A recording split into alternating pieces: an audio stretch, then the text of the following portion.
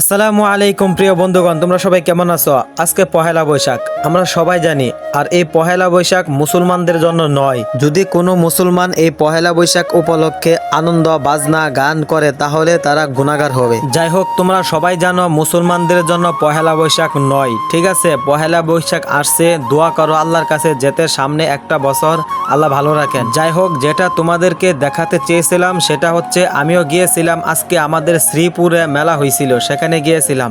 যাওয়ার পরে একটা ভিন্ন রকম চিত্র দেখলাম। সেটা হচ্ছে মেলার ভিতরে যা জিনিসের দাম সেটা একদম আকাশ পাতাল। বাঙালি বলে কথা, যেখানে মানুষ বেশি সেখানে জিনিসের দাম বেশি, এটাই স্বাভাবিক। মেলাতে আসার পরে একটা প্রোডাক্টও কিনলাম না, শুধু দাম জিগাইলাম আর চলে আসলাম। এর প্রধান কারণ হচ্ছে এখানে দাম বেশি, এত দামে জিনিস কিনবো না। আর একটা জিনিস খেয়াল করেন, দেখেন কি পরিমাণ মানুষ, অল্প একটু রাস্তা আর মানুষের অভাব নেই। দেখেন কি পরিমাণ মানুষ আবার ঢুকতেছে মেলার ভিতরে। এই শ্রীপুরের মতো জায়গায় এত বড় একটা মেলা হচ্ছে, অথচ এত বড় মাঠ নেই। যদি একটা ভালো মাঠ থাকতো, বড় একটা মাঠ থাকতো, তাহলে এতগুলো মানুষের চাপ সামলানো কঠিন ছিল না। যাই হোক, ব্যস্ত শহর, ব্যস্ত মানুষ মনটাকে ফ্রি করার জন্য মেলাতে আসছে। তবে বৈশাখ উপলক্ষে মেলা পালন করা যাবে না, এটা গুনাহগার হবে মানুষ। আর যদি মনটা ভালো থাকে তাহলে আমার চ্যানেলটা সাবস্ক্রাইব করে রাখুন।